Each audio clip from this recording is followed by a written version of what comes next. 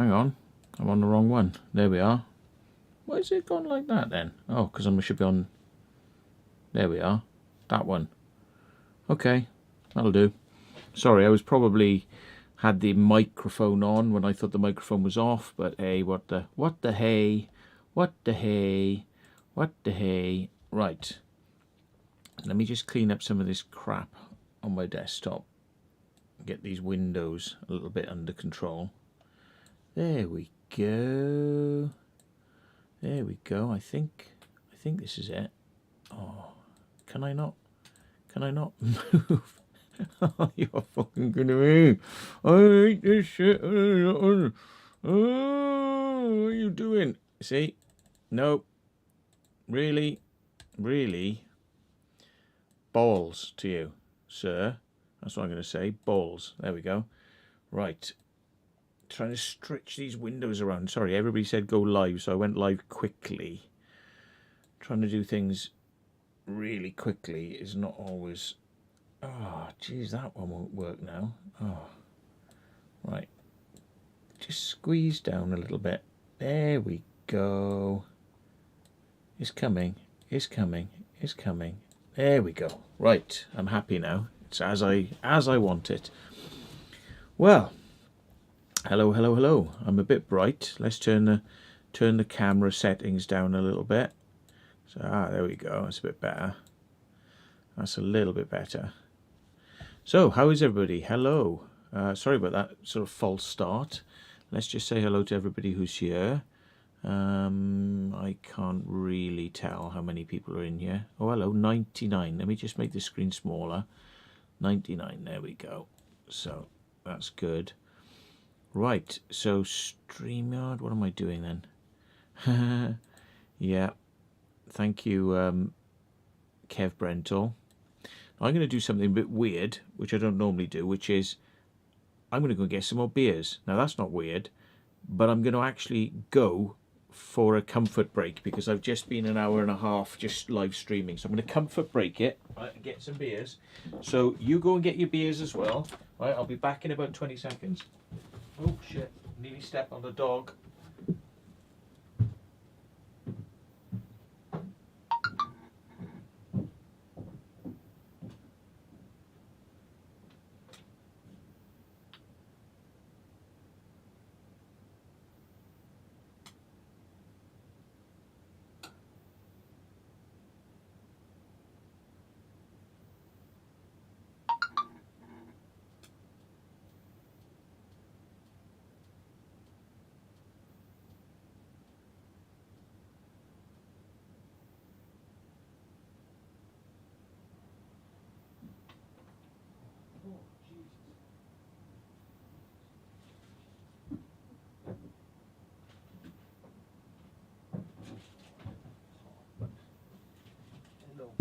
I nearly stepped on you. I nearly stepped on you. Whew, there we go, I'm back. Right, sorry about that. There we are. Thought start the stream and then we'll deal with the rest. Look, we has a dog. I nearly stepped on her. What do you want? Do you want a start of the live stream treat for being a good girl? I nearly stepped on. Well, you know, paw, other paw, other paw, other paw, other paw. Good girl. There you go. There we are. Got to keep that mind active. You know, got to like vary it a little bit. Make sure that they remember, isn't it? She's like, bye. I go now. Bye. Bye. Bye. Is that it? So you're gonna just leave us now, is it? You off? You've had what you want. Bye. Are you going to come back now? Just check out if there's anything else. No, that's it now. That's it now. That's all. That's all I got. That's all I got. Bye. Bye. Bye bye.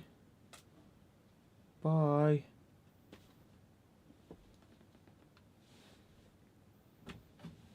That's what Malamutes are like. They don't give a shit about you. Why am I wearing headphones? There's nobody here yet. Hang on. Oh, this gives my ears some... Oh, it's nice. Right, so say hello to everybody in the channel. Right, we got Tony Galloway, Lee James, Maud, Darren McKinney, Scott Enigma, Icy Diamond, Julian Chesser, Simon B.A., Josie Lagoy, Jamie Els, Happy Sunshine Days, Anthony Wilkinson, Geordie Gav, Paul Seedall, Laura Stephen Knowles, Rob Simpson, Tony Galloway, Merlin the Pigeon Master, M3 Racer 26, Exploring with Brady, Lee James, Sage Animist, Happy Sunshine Days, Laura Stephen Knowles, Kevin Brentle, Philbo, Gonads, LK Computer, Belfast Boy from Oz, Varney the Vampire, Wee Man's World, Sue D, Joe Marshall, Johnny Yendo, Pike and a Trike, Loopy Lou, Scott Enigma, Gaz Skins, League of Heretics, Simon Thompson, Tuppy, Daniel McCoy, Dano Agar, Adam George, and Danny Ranks. Wow. And Tony Galloway, and David Daniel. Just creeping in there at the end. Right, I'm going to go back to your comments then. I'll try and deal with them very quickly. So hello to everybody who said hello, because hello. Hello. Happy Sunshine says, it's vulgar to comment first. No, it's never vulgar. Laura Stephen Knowles says, that was damn cool. Yeah, I thought it was a good one, wasn't it? I mean, I had a bit of everything. It had a bit of explore, bit of wow, look at these planes, which was just like, whoo, next level. And then like, whoa, bit of a chase at the end. The only thing I cannot believe I didn't do was I didn't point the camera back at the security guy, because he was a thin looking bloke and he had a big Alsatian, big shaggy type, like long haired Alsatian. And the Alsatian didn't seem that plussed on us being there, to be honest. It was just like, just a show thing. So yeah, but he was running up behind us whilst we were running away, and he was going, oi, oi, oi. And that's all he said was like, oi, oi, oi, oi, oi. And it was like, we were just ignoring him, just like me. I was looking at Jordan and laughing. I was like, so it was like, let's go.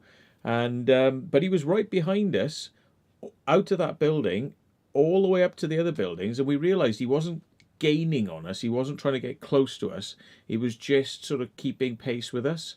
So it was like, so that's why we slowed down when we got up to the building. We were like, right, ready? We're just about to lose him. Into the building, gone. And it was like, and I kind of figured that because he had a dog, he probably wasn't going to come into that building, and I was right. Now, had it been somebody that didn't have a dog, who knows? So we were kind of lucky in that respect. But as you can see, we weren't taking any real precautions going around some of these buildings.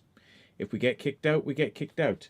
But we were starting to gather so much footage. But by the time we got to that big building at the end, which I would suggest, if anybody's going to do this, right, do it like we did it. Go in, look at the simulators, try and be quiet, do it in the day, don't do it at night because the lights gave us away, do it in the day, be quiet, okay? Be quiet, that's the secret, okay? These people are probably walking around the buildings and they're hearing people crunching and, walking around. And it's easy to crunch inside those buildings because of the stuff that's on the floors. I mean, it's really hard to keep quiet, but if you can keep quiet. Now, if you see them come into the building, hightail it down the corridors and upstairs and along more corridors. By that time, you probably have gained enough distance from them to do all sorts of things, which could be continue to explore. But I reckon because of the fact they called the police, that if you see them, it's probably time to get out. You can always come back again, maybe later on that day, but get out then, and then you'll probably be able to come back later. It's one of those. Of course, if you aren't ID'd, having to give your ID, or if they can't visually recognize you, you're obviously going to be able to come back again. So, Rob Simpson says, feeling thirsty after that. Actually, I am as well. Hang on. I got some Vimto from earlier, because my Vimto was to kind of keep me going through that thing. But now we're on the League of Heretics. Thank you for your donation. Thank you. What a gentleman. I'm on the Perlenbacher. I'm doing that way too quick, so we'll wait for that to go down. It's horrible, actually. It's really horrible, cheap Lidl's beer.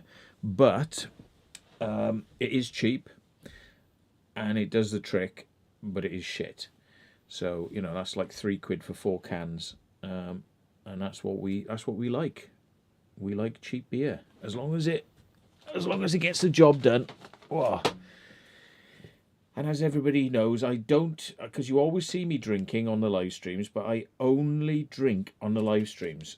I only drink if I go to a pub and I'm hanging around with friends, right? Because it helps me just relax, basically. And I only drink if I'm doing the live streams because it helps me relax. Go figure. So, you know, I don't drink a lot, to be perfectly honest. I really don't. And I got no reason to lie or tell you that I do or I don't, but trust me, I only drink on the live streams. So as you can see, when the live stream, when I was doing the premiere, I wasn't drinking. I was drinking on Taffy's earlier on. Then I went back to Vimto. Now I'm live again. I'll have a drink. Exploring with Brady. Good to see you, sir. He says, "Dang, that was cool. Dang." That's his catchphrase. Dang. Dang, that was cool. Yeah, indeed it was. It was bloody amazing, I thought. I was just like, what the hell? Look at all this stuff left behind. And I mean, you should change the pictures in the pumpkin, Matthew. I have a few in mind to replace them. Pumpkin? What's a pumpkin? What are they about? I don't know what they're on about. Pumpkin. Don't know. Hey, Paul Robbins, thank you, sir, for your donation. Thank you very much. Yes, thank you. Did he send a message? Oh, hang on. He says that's got to be worth a £5 for an exciting episode. Thank you very much, mate. Yeah. Well, that'll help maybe go back for another look, because I really do want to go. Now, I'm going to tell you that I reckon the best time to go is in the week, because they're expecting all the weekend warriors to be turning up on the weekends, so they'll be gearing up for more people. Also, they'll probably expect people in the afternoon to evening. They won't expect you early in the morning. So all I'm saying is, if you want to have a bit of fun, daytime only, probably week time. That's just a guess. I don't know. I'm just guessing. Okay, so. Okay. Let's have a look. Can you get on cam for the fans? Can you get on cam for the fans? Cam. Don't know what you mean. You'll have to explain it. Philbo. Yeah, enjoyed the Explore. Planes were interesting. Yeah, weren't they? Weren't they?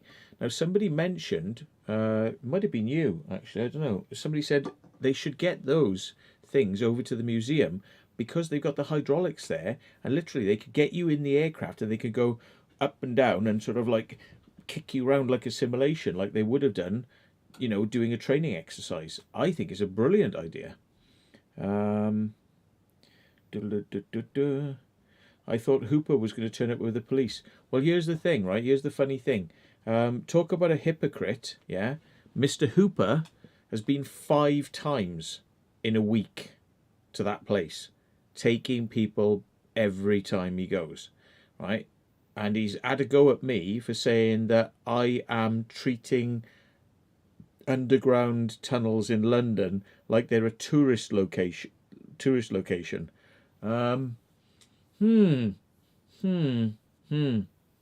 5 days, loads of people. Now, hey, I don't give a shit if you take 500 people to these locations, yeah? I think as many people who want to go, it's entirely up to them. I'm not making rules on who can go to these places and who can't go to these places. You're all welcome to do whatever you want to do, yeah? But what I'm saying is, he's a prick, because he's telling people, oh, you're taking too many people to these places, when he's taking them himself. So bullshit. Anyway, yes, seeing as you mentioned his name, and I heard that he's been there 5 times in 1 week. Perhaps that's one of his new locations that we're all not welcome to. Yeah. Perhaps if he's there with a few people, he'll call the police and get them to come and get you out of there. Yeah, because that's the sort of bell end he is. So, and he's trying to get the videos taken down as well. He's been trying to take the videos down. So now we're in a Moritz and Matt Hooper. Putting the videos up, they take them down. Put the videos up, they take them down. And I stack them like a magazine, 25 high. So I just press a button, bing. They take one down, bing. I put another one in, bing, bing, bing.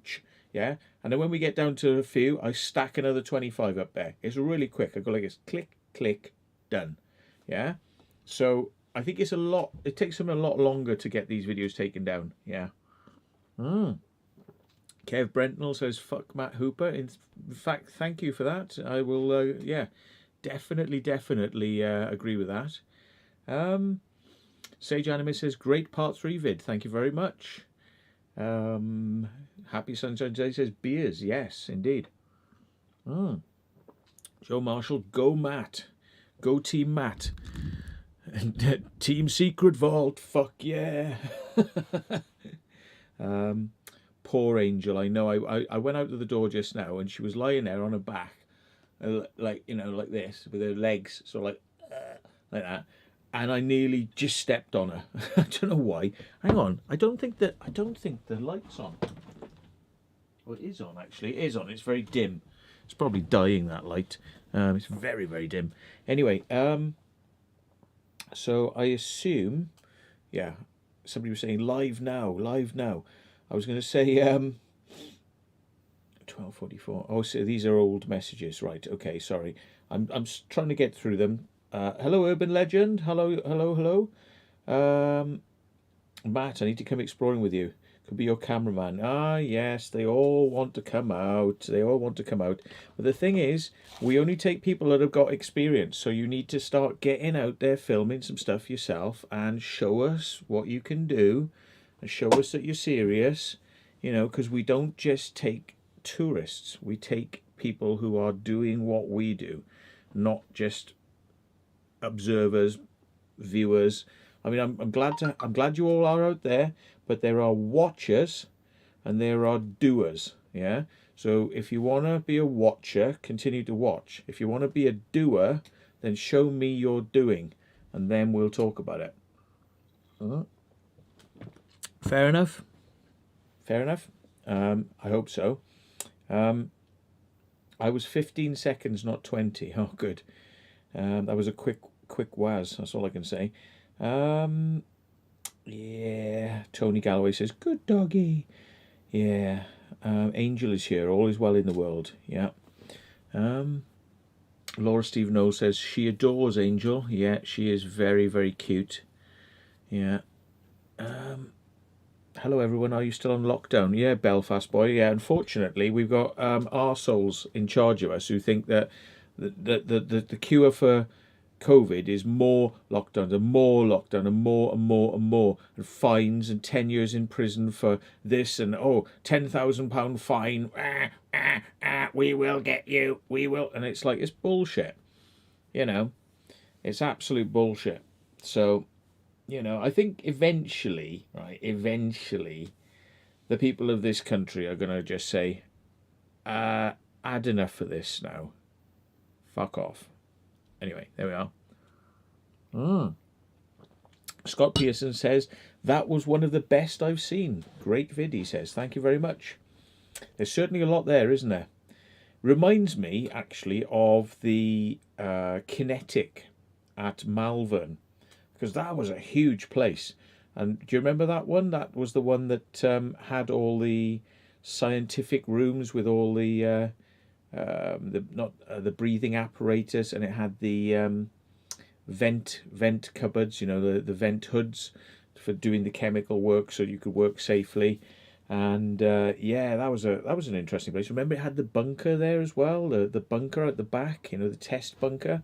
Pretty mad place. Completely leveled now, completely leveled.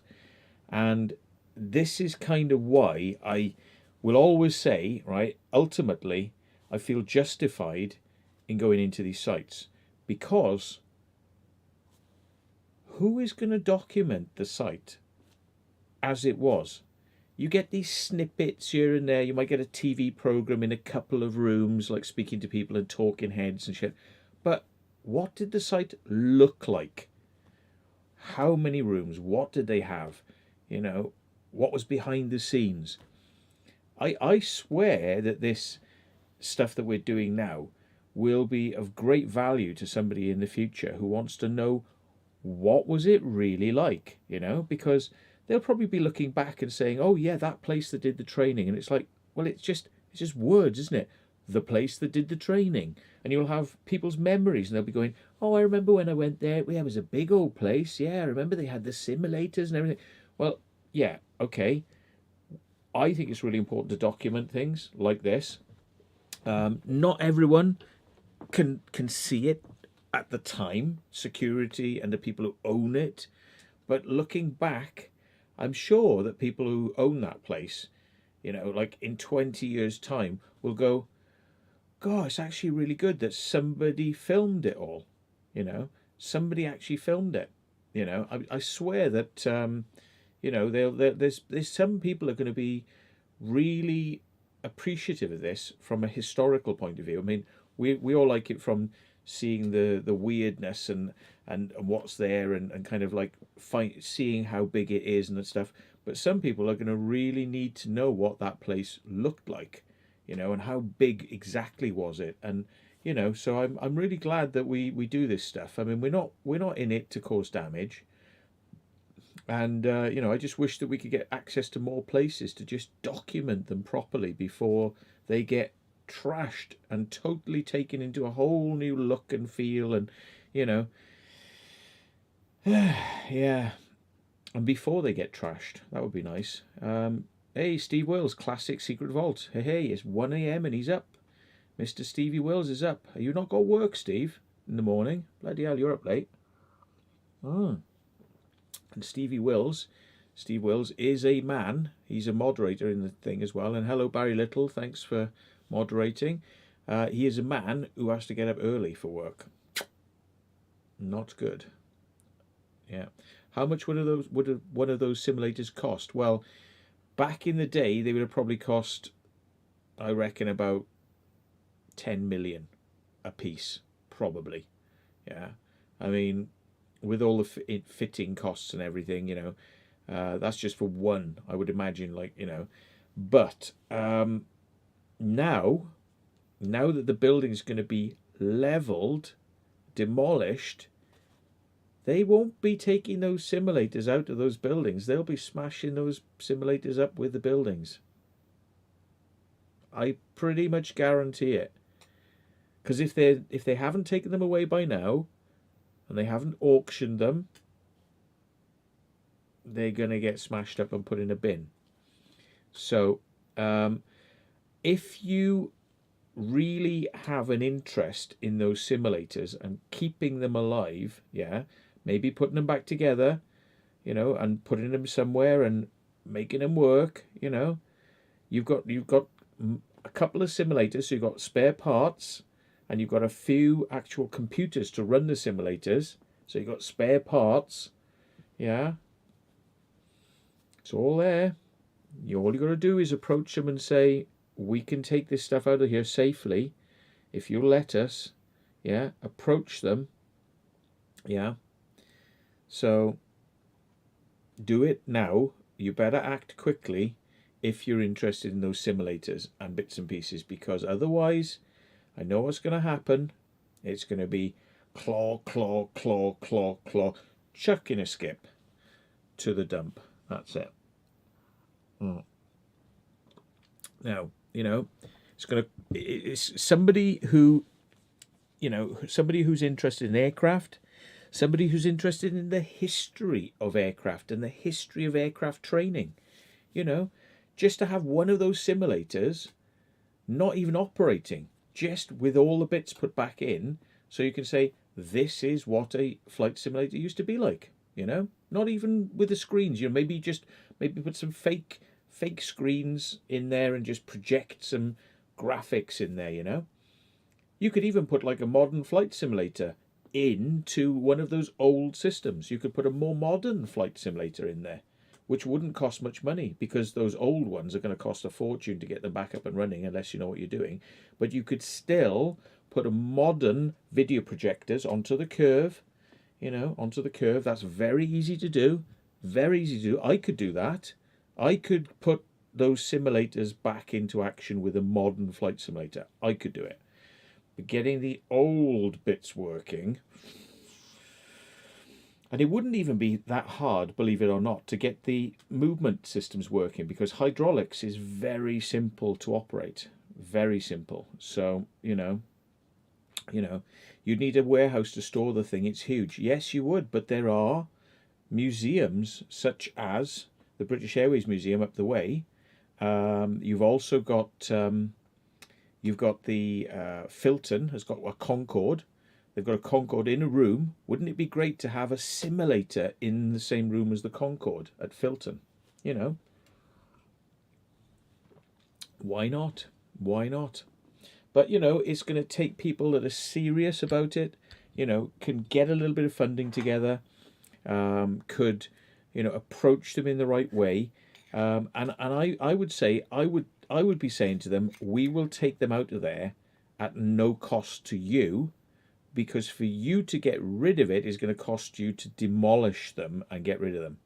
So we'll take them away at zero cost, yeah, but we'll give them a new life, because otherwise you're going to destroy them. And there you go. So, you know, yeah. Billy Parker says, will somebody take him exploring with him? He's new to this, isn't he? No. No. Billy, we'd love to, but, you know, urbexers tend to work with urbexers, yeah? So you've got to show that you've done stuff in urbex, okay? And we don't sort of generally want to go out with people we don't know.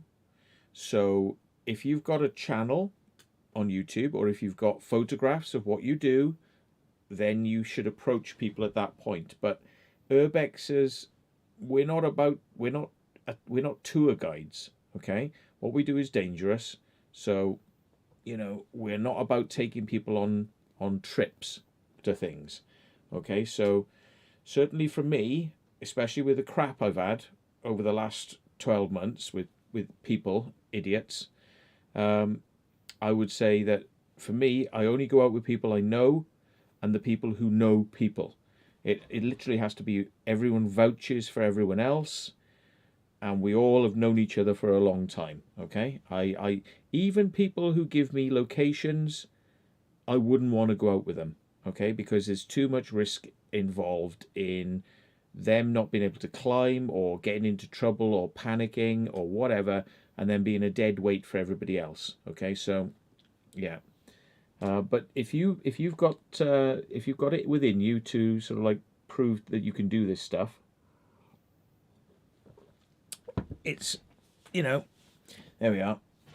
Convert the simulators into glamping pods. That's not a bad idea. It's not a bad idea when you think about it. You know, imagine like you could sleep in an aircraft cockpit simulator with the joysticks and stuff at the front. You know, and the alarm could be, it goes like this, and like starts moving around in the morning, or bouncing up and down like to wake you up.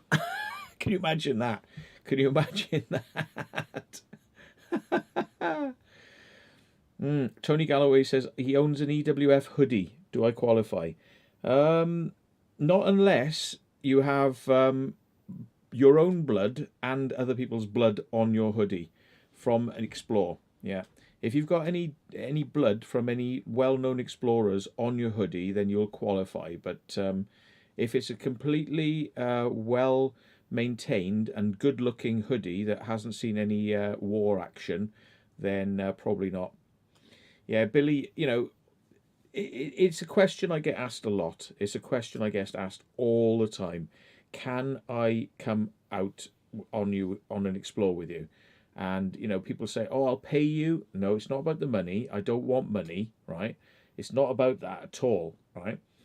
It's more that it takes a lot of time to go and take somebody out. So you're taking people that it's just like one person wants a day out. Well, that's a whole day of mine gone, which I could do a Heathrow or a Nestle Tower or things that I could never invite an amateur to. Yeah, I could never invite a newbie to, right? And if I spend a whole day taking somebody out that isn't heavily invested in this stuff, right? It's all about networking. I'm networking with others, getting them in places. They get me in places, you know, and really, what I'm quite happy to do is tell people some locations that are easy to do, right? And you can tell me what your experience was like when you went to them, and you can film them. I'll tell you where they are. I'll send you to them, and you can send me your report of what it's like when you went there, and I'll have a look at that, and I'll see whether or not you did a good job of filming it, and I'll give you some criticism on it. But as far as me taking days and days and days out of my life to go and take people on jollies, nah. I'm a little bit selfish, I must be honest. I mean, I'd rather go and do brand new explores like that, because then I can get them on the channel and then everyone can enjoy it. That's the whole point, isn't it? It's like me, I do one explore, 5,000 people come with me on the explore, yeah? But if I keep taking individuals, there won't be any more explores, yeah? So it's just as simple as that, really. Sorry. Yeah. Johnny Yendol says he's off to bed. Good night, sir. Yeah, here we are. B says British Airways received a 2 billion New Year funding boost through a state-backed loan. Yeah, and it also claimed support from the taxpayer-funded furlough scheme. Yeah, and it just leaves premises like that go to shit. Yeah, no attempt to empty the places out, right? And just let everyone come in and steal everything and let the building get, you know, rubbished, yeah? And then you just level the whole site. Yep, that's right. Well done. How environmentally friendly of you, British Airways. And I think whoever wants those simulators or whoever wants those computers should approach BA literally saying, it's disgusting that you've left all this stuff behind. You know, it is disgraceful that you've left it behind. We would like to take it off your hands in order to take the burden of responsibility for your trash, your millions of pounds worth of trash that you've left behind. We will take responsibility to take the burden off you. And they'd probably be like, no, you can't have it. You can't have it. Yeah, but remind them of their disgraceful non-recycling if they don't give it to you. Hey, Derelict Plymouth. I saw somebody say Derelict Plymouth. Yes, oh, there we are. He says 100% agree there, Matt. Well, it is, isn't it? I mean, that, you know, you could literally put those simulators in a building with the hydraulic actuators, right? And somebody who's a basic engineer can build a control system that will go to Microsoft Flight Simulator, right? And when you tilt, it'll tilt the whole simulator again. You can get that working. But the big bit that costs the money is the building of that with the hydraulic ramrods and the platform and all that, right? Well, that's all there. That's all there. If you take that out of that building, put it on a lorry, drive it somewhere, screw those bits into the ground, right, and get an engineer to build you the hydraulic actuator circuit board, which will not be hard for an engineer, right? You could get those simulators moving and tilting and doing all that shit again with Microsoft Flight Simulator up the front. Not a problem at all. You could even switch it. You could probably switch it over and you could have like Star Wars coming out the front of the simulator. You could switch games, you know. You could actually have different games. But yeah. So, yeah, I mean, it's all there. I've seen people build simulators, right, in their front rooms and in their garages, yeah. But just think what a whole load of people that were into flight simulators and into aircraft simulators, right? If a team of them got together and approached BA and said, "Can we please have that?" Yeah, and they could put it together as a team, like a group of people, as a club, and it may not cost them as much as you think to get that done. So, and I mean, all I'd like to see happen is some of these things get preserved. There's history there. I mean, you imagine how many pilots have trained on those simulators, right? That have gone on to work for various companies all over the world. They started life working and training on those simulators, and then their career took off. Yeah, some of those pilots might want to get together to preserve those simulators. Don't know, because it's literally a part of their history. It's a part of what got them where they are in their job. And maybe they care about that. Maybe they want to see those things preserved, because the thought of something like that just being ground down into metal is just crazy. So anyway, don't know if you remember me, the guy with the mobility scooter. Haven't commented for a while. This is Dad on Wheels, but I just wanted to say I really enjoyed watching your videos in lockdown. Oh, nice one, mate. Yeah, cool. I'm glad you're enjoying them. Yeah, we enjoy doing them. Yes. Sage Anna, my missus repairs C-17s. She could fix one for me. That's a C-17 aircraft, is it? C-17 Stratocruiser or something, is it? I don't know. Kieran O'Rourke says there was power on in one of the buildings. There was a green light on. There were buildings over the back which were part of the new, they built a lot of new warehouse type buildings, like Screwfix and various little businesses around that site now. So yeah, it's pretty crazy actually. They've actually got a multi-story car park there, which is not being used by anybody.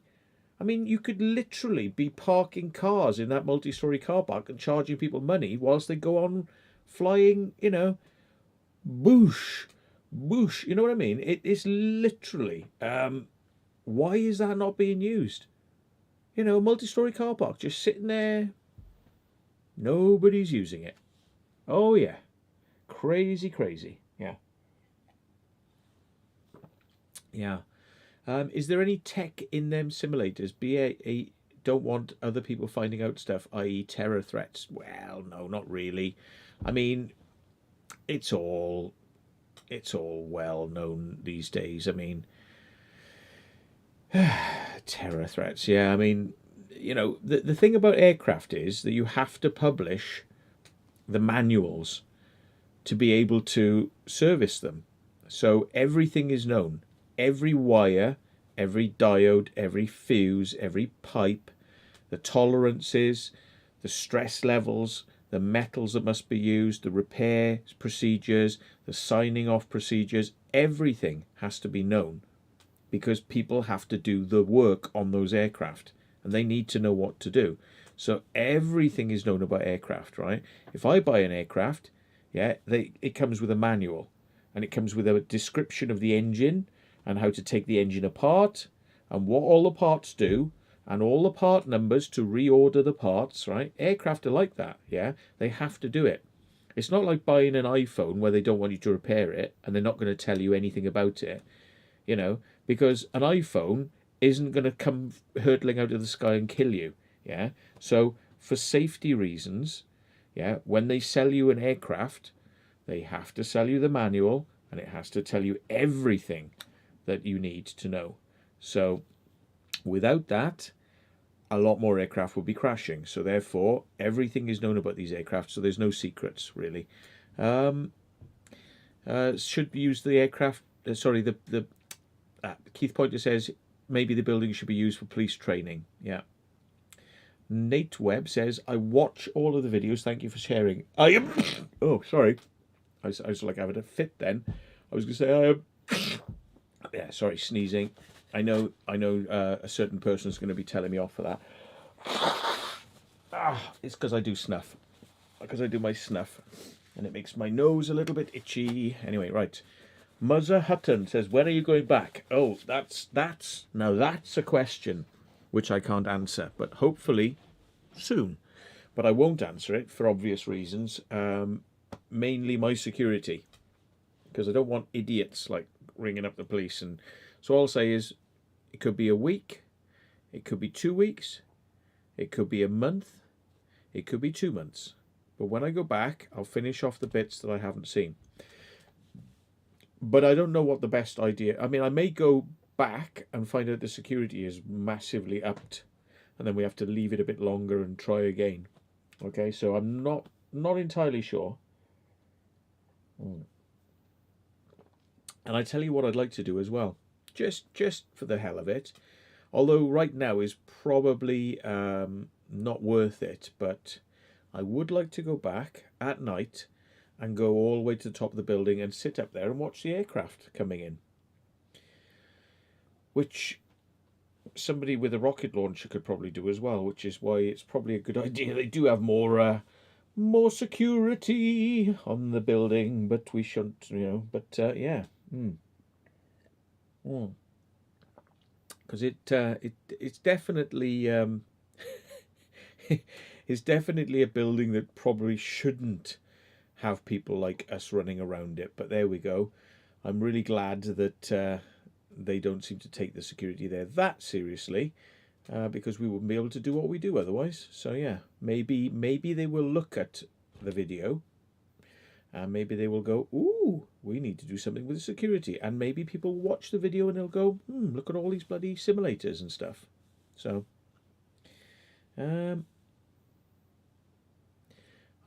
Anthony Wilkinson says, I agree. BA don't like anyone having anything because they did it with Concorde. Yeah. Well, they're probably an organisation that's run at the top by a load of haves, as in haves and have-nots.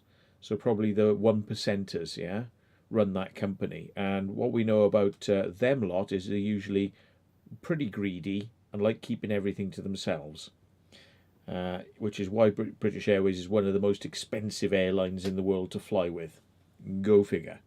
Yeah, and I'm sure they don't want you having anything. So yeah, they'd rather it be put in a scrap heap than anyone have anything. But who knows? Yeah, these pilots have probably got a bit more leverage to speak to BA and be heard than the public. So. Keith Pot says, shake the bag for the dog. All right.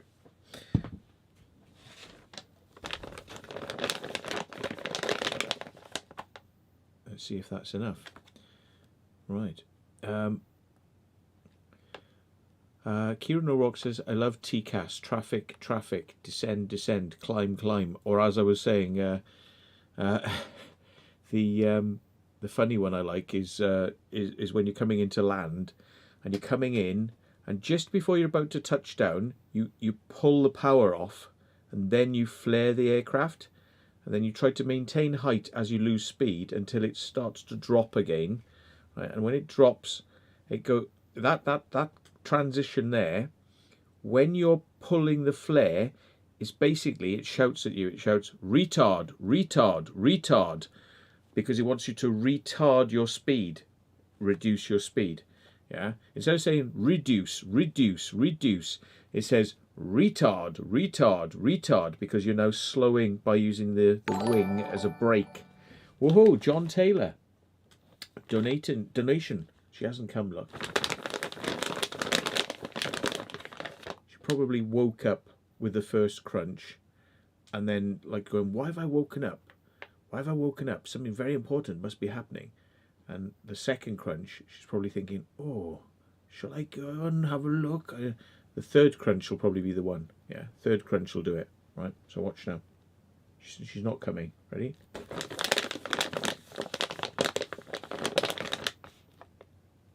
Third crunch is normally the one that does it. But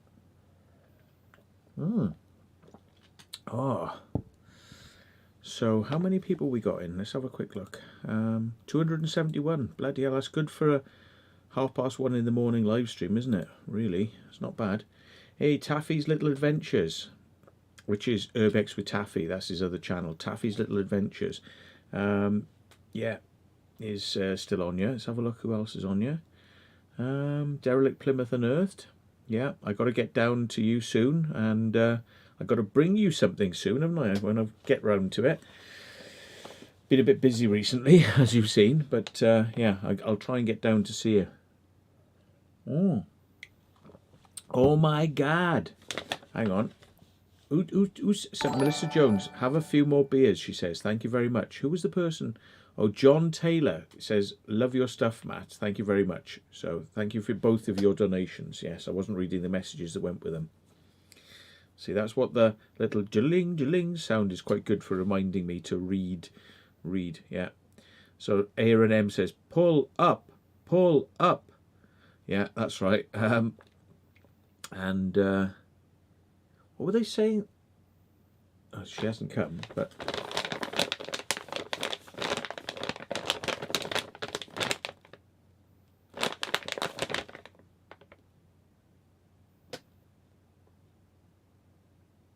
nope.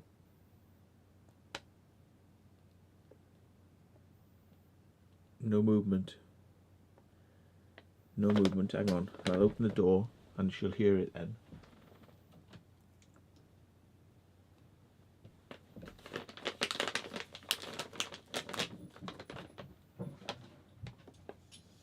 Ah, guess what? She had heard it. She had heard it all along, because there's no way she could have made it from downstairs to upstairs. So guess what? She was on the stairs. She was on the stairs waiting, weren't you? She's like, you do it. What? Her muscles in her head are like contracting, and her head is going, and she's like a little shake. It's like the muscles contract. She goes, because it's just so much like, I don't know if you can see, it's like there, like that micromuscular. It's like, I am so stressed. I am so stressed. Give now. She's like, oh, because her head like shakes with pressure of like, give now. You want this? What are you going to do for it? You're going to give kiss? Proper kiss. Proper. No. Proper kiss. Yeah, that's better. Proper kiss. We make sure that she always does a trick to get some in, so that she knows that she has to behave and she has to do something. She don't just get it for nothing. She has to do something. She has to work. She has to do something for it. So, see? Bye. Bye. What do you want then? What do you want? She's like, start clawing the door now. She's like, let me out. Why? What do you want? Where are you going then? I've got nothing now. I've got nothing. What do you want? What? Where are you going then?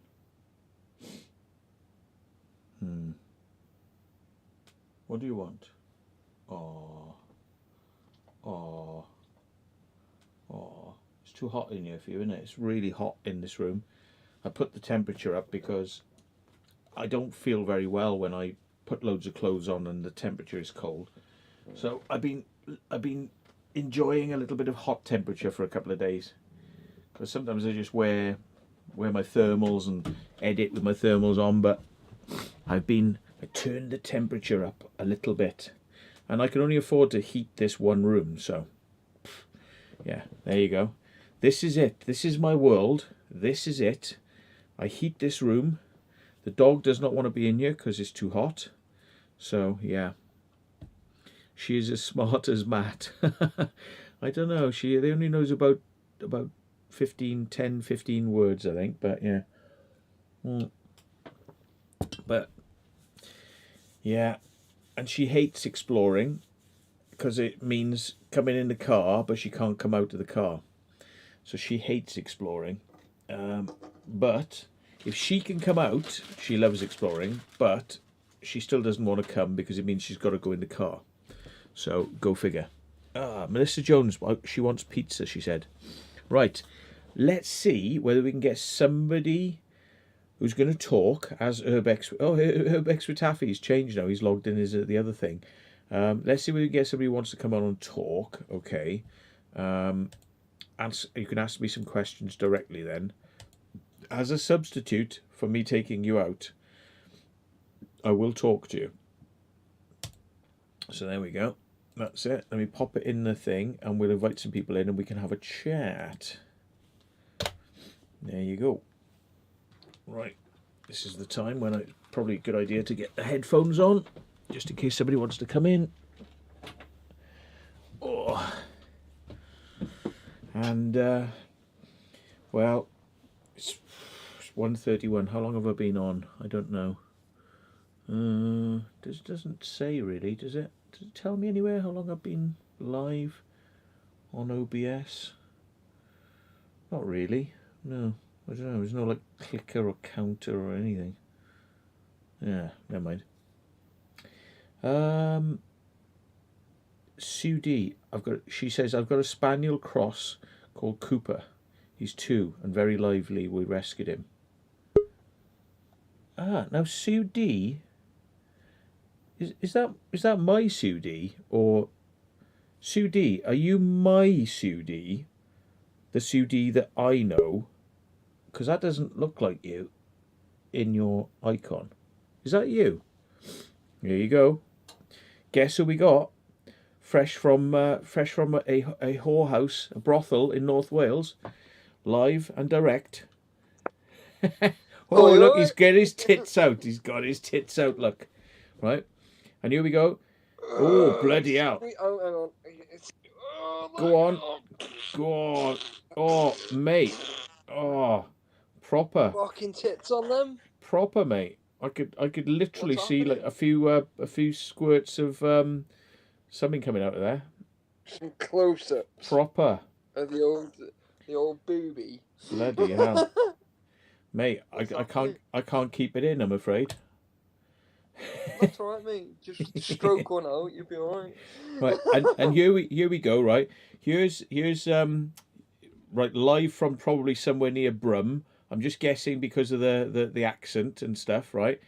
We've got this guy's hang on, how do I do it? This guy's pimp from Brum. It's the pimp master, Keith Pointer. There he is. Hello. How are you doing? All right, so Very good, thank you. Now, this man, Keith Pointer, right, might be the sort of guy who's actually got the resources and the friends and the ability to chat nicely to be able to save some of that stuff in BA. And I bet that's what he's come on to have a chat about. I bet you any money he's going to say, been looking at that, interesting.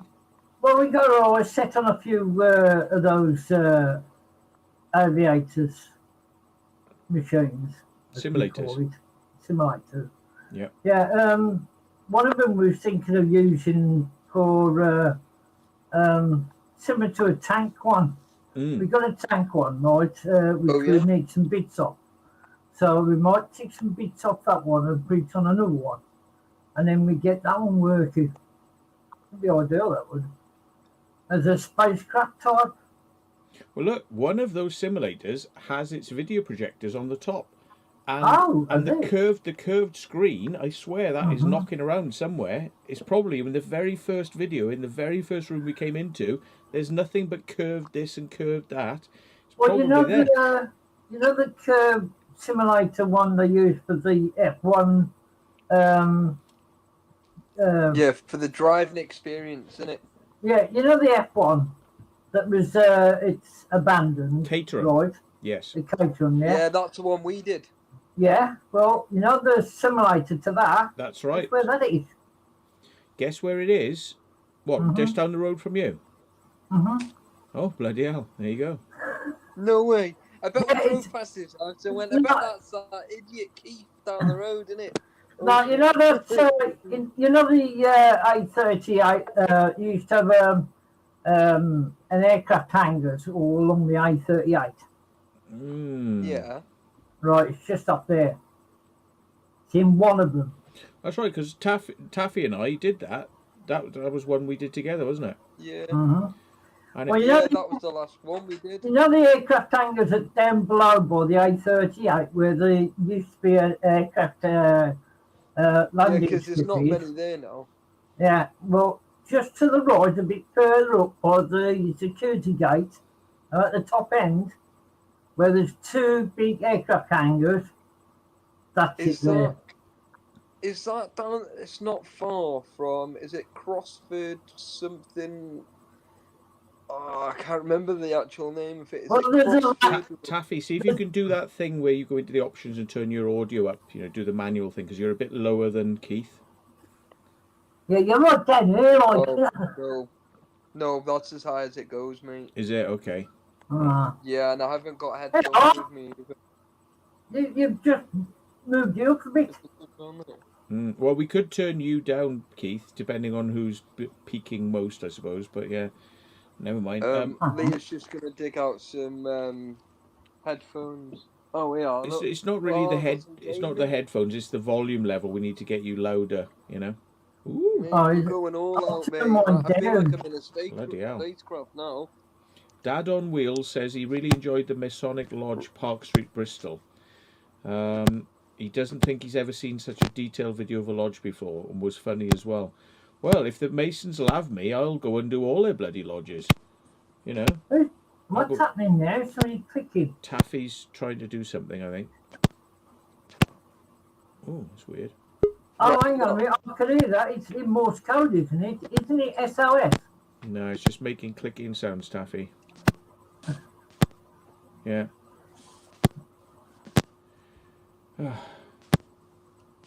Does that better?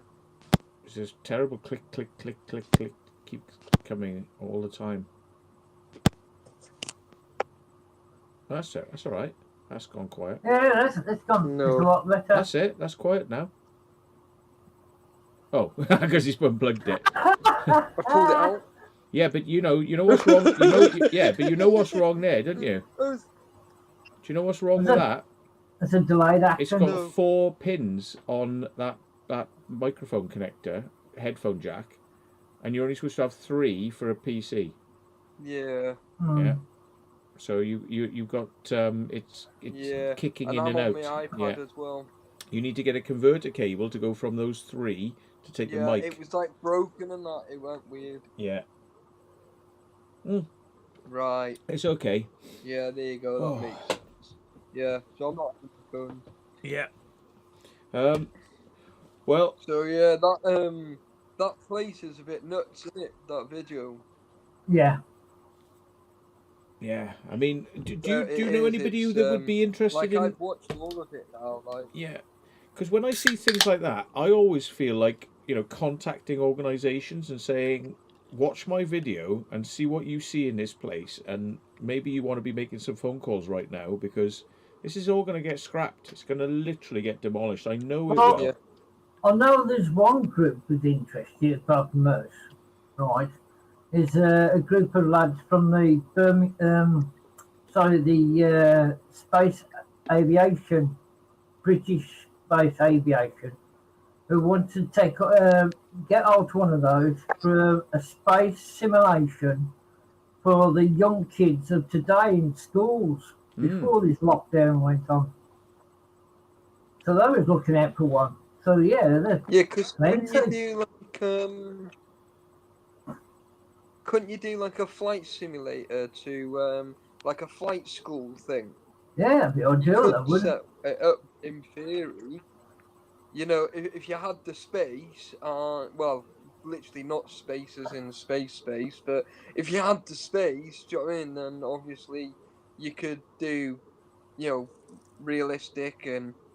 Well, obviously you'll have the screens there. You'll have all the audio. Well, over the back from me, there's RAF Cosford, right? They're after for their training purposes. They're after one, right? Because they can't afford, you know. Yeah, that's the place I was just on about. Yeah, RAF Cosford. That's it. Now, they've they're after a simulator for their air cadets, right? Air cadets are after. That's it, because on the opposite side is the old site, isn't it? Yeah, and they must On the be other side, about yeah, it that's it.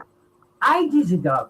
They must be ages ago if they got a X simulator they can have. Oh no, we haven't got anything like that. Not at all anywhere. Matt's just pointed out there's 6 of them. Mm. There's over 6 of them, and they could use one of those simulators. I think you need to go back to Specsavers. It's definitely on there. British Airways are up their own arse, and that's the trouble. Yeah, all I'll do is I'll get in touch with Cosford, a friend of mine who runs it, like, you know. I'll ask him, right, and see if they can make another offer. A freebie. That's what they're after, a freebie. And Mike, a mate of mine who drives the tanks and he's got loads of friends on the MVT side of it, we won't mind having one. Yeah, because I mean, you know, the roof in those places is designed so that it's got one of those like gantry, you know, crane things. So all you need to do is you need to get that gantry above it. You need to get a crane to hold it up or to jack it up. You remove all the pins out of the hydraulic arms, and you drop the hydraulic arms away. Then you take those away. Then you drop the whole simulator down onto the back of a lorry. Onto the back of a lorry, and you just drive it away. I took the whole bloody lot. Mm. The stores and everything. Even the pumps, we've got a spare pump anyway. Yeah. For hydraulics. To be honest, the pumps are the cheapest part about it, really.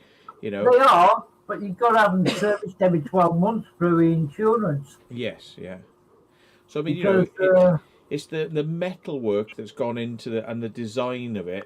There's a lot of design gone into that. I mean, to be honest, you could even fit one of those simulators, strip out the aircraft bit. You could fit that in Alton Towers as a bloody ride. Yeah. Do you know what I mean? They do stuff like that. I mean, I think Alton Towers got one, and it didn't come from. Yeah, I think they have actually. Yeah.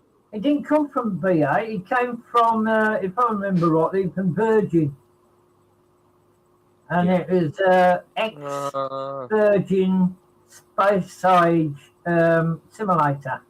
And they gave that to them. Gave it to them. What could they give it to the bloody the air cadets? Yes, someone that actually wants it.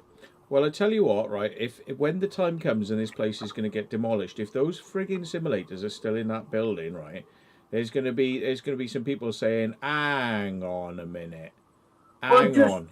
We just drive the two low loaders through the gates and get them. Mm. You know, because it's like, no, you're not demolishing these buildings on top of these simulators and then chucking it all in a skip. No, not happening. You know? No, because they could, in theory, go to someone that actually wants them. No, there's loads of people in there. There's loads of people that need them. Apart from us and the air cadets in that at the air base, right? There's 2 other air bases that got not only air cadets, but they've got Reenactors Association, right? Now the Reenactors Association are doing. You know the C-47s, right? They call them C-47s. They used to use them during the Second World War, yeah? Well, they can use those simulators as part of their robust flying power for when they're doing jumping out of planes and stuff, and they're doing all that lot, you know, getting used to the air turbulence when you're jumping out of a plane. Yeah, it's crazy because I mean those things that we saw, the 747 actuates. It actually goes up and down. It actuates, and the 737 does. And some of the other ones are a bit more basic. You know, they're just for other types of training. But some of them are designed to tilt. And I swear the reason for that is to shake people, and also so if the cabin attendants have got, they'll have them with goods trolleys and the drinks trolleys and the food trolleys. And when they're bringing those down, you know, if you get real turbulence, like what do you do? Because, you know, they'll say like when you get the when you get the sign of turbulence, suddenly those things can go rocketing down the aisles, and this is what they train them for. It's like, what do you do when you get turbulence and something, the aircraft suddenly goes like that, and suddenly now you've got a projectile going down the cabin at high speed, knocking people out of the way. It's all for like that sort of thing. It's like tilt it and show them what it's really like. This is a real world scenario. Somebody could die, you know. If you let go of that drinks trolley, it's going to accelerate and it's going to kill somebody down the aircraft. Oh, Dolly with the trolley. No, what I was going to say was, you know, Matt, have you ever been on a C-47? Right, now, the C-47s were there was the Dukes, the more Dukes in the sky, right, the C-47. It's where it used to be the troop carriers, C-47s. Right. Right. And basically it's where they used to load all the equipment on, get it distributed everywhere. And that's where there's the airborne used, right? First airborne, easy group. In C-47, all right, I didn't know it as a C-47. What I know it as a Dakota. A Dakota, yeah, but it's a C-47. It's a C-47. Now, I know a pilot, because where I used to fly my microlight from, he was a Dakota pilot. Yeah. So, and he ran the little grass strip where I used to fly my aircraft out of, and he used to fly those aircraft.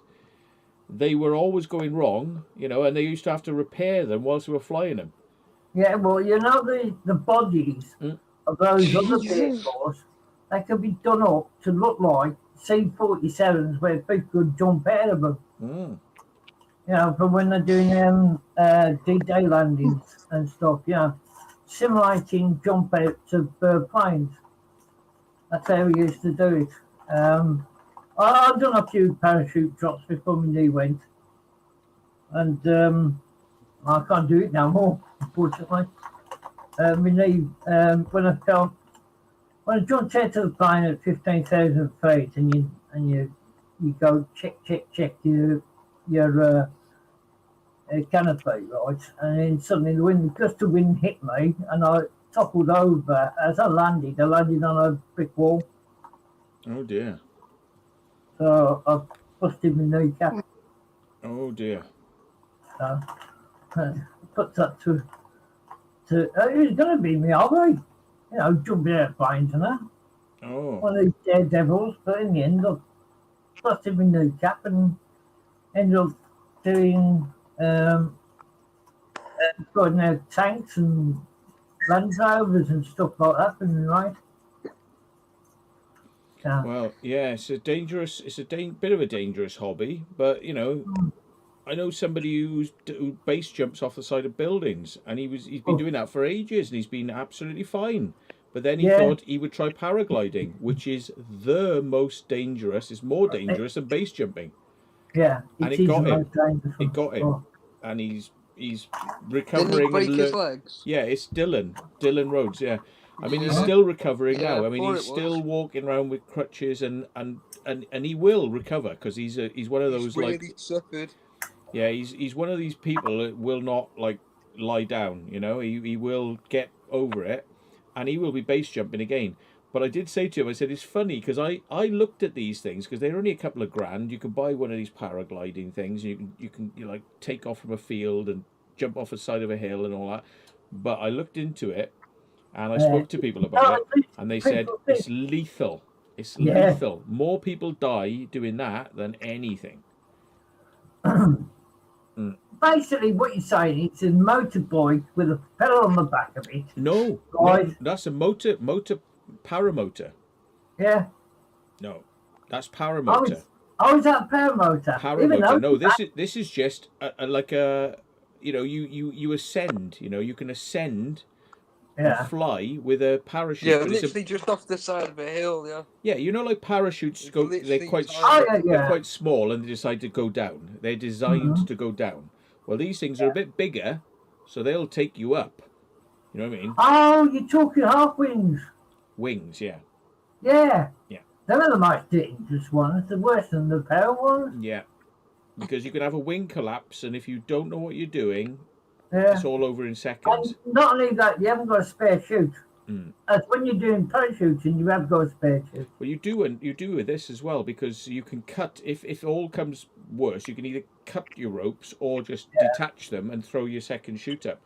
But you know, it's still scary times, though, I prefer solid wings. You better pray. Solid Oh, wings. Yeah, well, that's the thing. But not only that, I mean, you think about it, that they've got a parachute now for small planes like yours. That's attachable to ballistic recovery parachute. Yeah, and it's supposed to be out. They've done a test of it in. He's gone. He's done a test in. They've done tests in Canada, right, where the majority of small planes, as they call taxis over there, right, was used. Many times they get crashing and missing persons, and they could have saved a few if they had a chute attached to it. So they put chutes on them now, and basically some of them are saving lives. Yeah, ballistic recovery parachutes, everyone scoffed at it at first. They were like, oh, yeah. But the thing is, in Germany, it's mandatory. If you fly a microlight aircraft in Germany, you have to have one. So some places, you know, like going, oh, do we need this? Well, you know, it not only works, it works so bloody well that it's mandatory in Germany. And yes, it saves lots of lives. And some people even end up, when they panic, they pull the bloody parachute, because you'll still come down at a sensible speed, like, you know. If you don't know what you're doing, and you're screwed, basically, you know, you just pull the bloody parachute and bring the aircraft down on a parachute. If you think about it, there's only one engine on that plane, right? And if that cops up, or there's in some cases, as my mate tells me, many times you can get a frozen pump, right? The pump, your air fuel going into your engine can freeze up sometimes. Carburetor icing, yes. Yeah, that's it. Yeah. And if that happens, you drop like a stone. Yeah. Right, and if you got turbulence, you had it. But if you can get out of the turbulence in time, just to deploy the as he calls it, handbrake, which is the parachute, it pulls it back, and it descends down slowly, so it lands in a particular area where it can be picked up from. Which is a good idea. Well, and everybody scoffed at it, didn't they? They all laughed at it. Oh, it won't work. It will never do. You know. Well, the thing is, there's safety systems. There's two big safety systems they could have on passenger aircraft that would save a lot of lives. Sprinkler systems, right? And basically they produce a vapor in the air which makes it hard for flames to get through the cockpit and through the cabin area. Yeah. Small sprinkler system, but they won't do it. They won't fit these in aircraft. The systems are there. They won't fit it because it means you'll have to carry some water, which will be a bit of weight. So less passengers. So less money. Yeah. They've done that in the toilet system, if you think about it, on the new planes that come out. Didn't the Germans do one in a new plane they built? And it was more of a, I'm trying to think of the name of the plane now, but it was used for 4 years out in Germany, and it was going backwards and forwards from Switzerland to Germany, right? And they deployed the sprinkler system on there, and it was never used. It was there, it was built into the plane, but it was never used. And now that plane is up for grabs if anybody wants it. I think they wanted 253,000 for it, right? It's not a very big plane. It's a plane they use for the hierarchy gentry, like, you know, those type of planes. Oh, right. So for people with loads of money, they're more important. We'll save those. Yeah. Yeah. But it's up for grabs, and it was on eBay some time back. I don't know if anybody bought it yet. Maybe if it didn't sell, you can offer him 50 quid. Like, send him an offer. Oh, Best in the offer. simulator. Yeah, Mighty One. Thank you for your Angel Treats donation. Thank you very much. Oh, and what's that? He sent me £2 for Angel Treats. So That's I'm good. not going to give her any more tonight because I reckon it would be a bit like crazy. Oh, by the way, it's practically official now. It's practically official. Vitamin D, which I take, vitamin D vastly by about 30% reduces your chance of getting COVID, and if you get COVID, 30% better, higher, possibilities of surviving. 30%. That's pretty good, and all you got to do is keep taking vitamin D. Yeah. Well, I've been taking bottles and bottles of orange juice. That's supposed to be giving you. That's supposed to be good for you. Orange juice and what's the other one? Berry juice. The cranberry juice. Mighty One has donated £5. He says this is for the beer fund. So. Huh?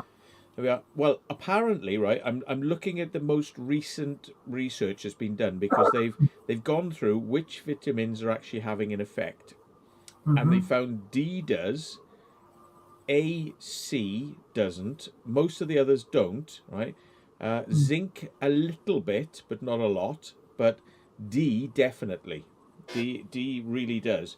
And the other thing that is not being taken a lot of notice of because it hasn't been fully tested. And the doctor who was talking about this, he was saying, like, the tests are through, but now they've got to actually do like proper clinical tests because these are like this is the results, yeah.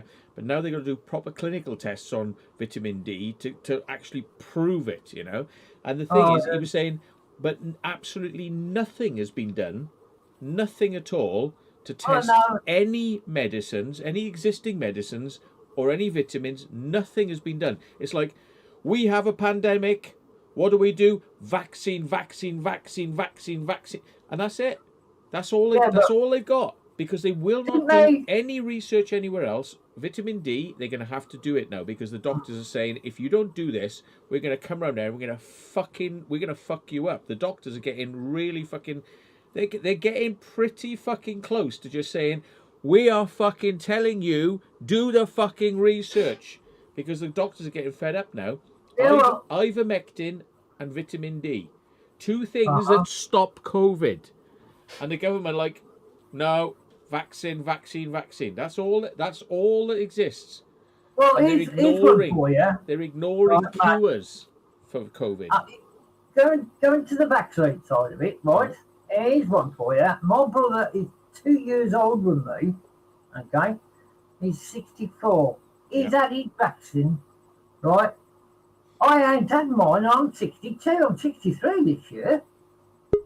My mate, Gary, right, and Graham, the other mate, we both work on the tanks and all the other bits and pieces.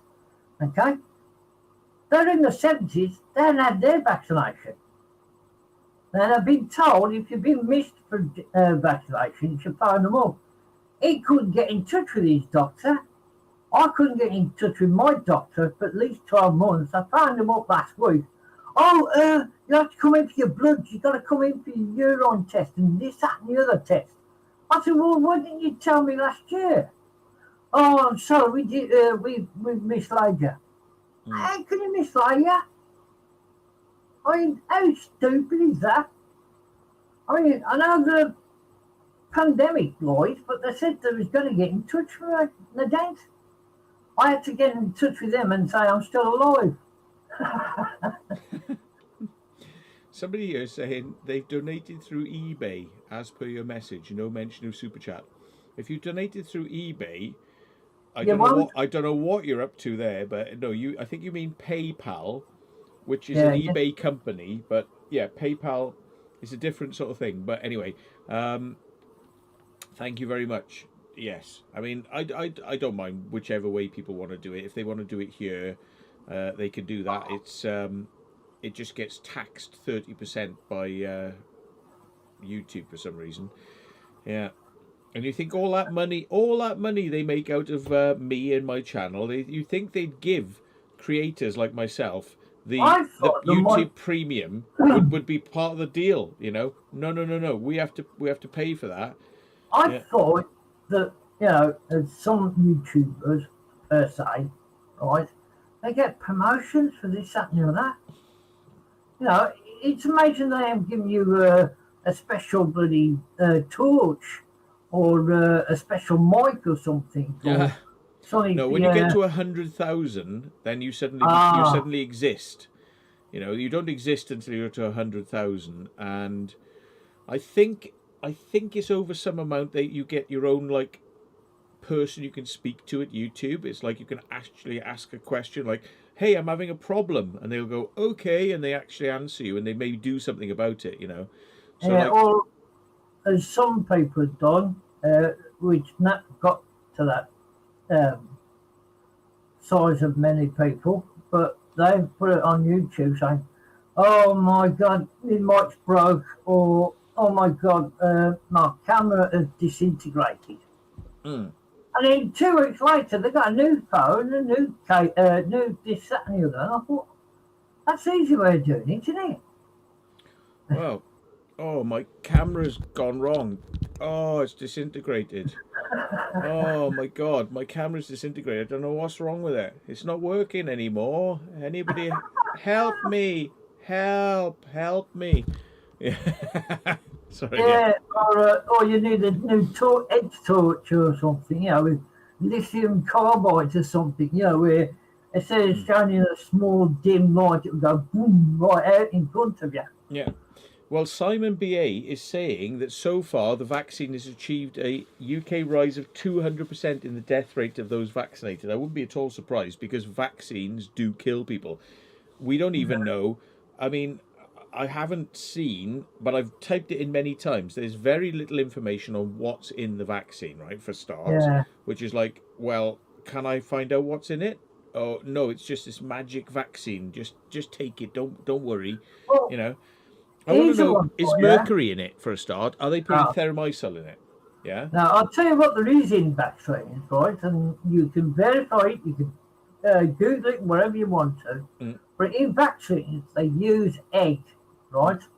Not the yellow egg, the whiter egg. The albumin. Right, the albumin, right? They use that as a base for various type of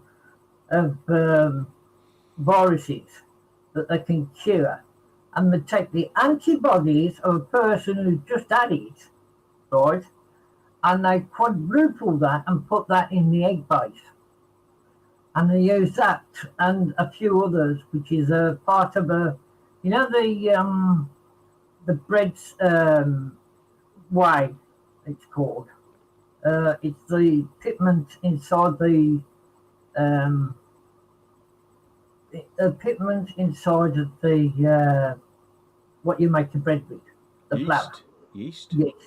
It's like yeast. It's in that, and they'll mix it up, and that's how they make it. In some, I'm not saying all, in some, right? But when it does happen to do, that's when there's a basis of it.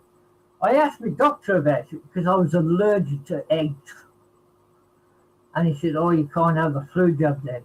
I said, "That's right." He said, "You can't have the pneumonia jab."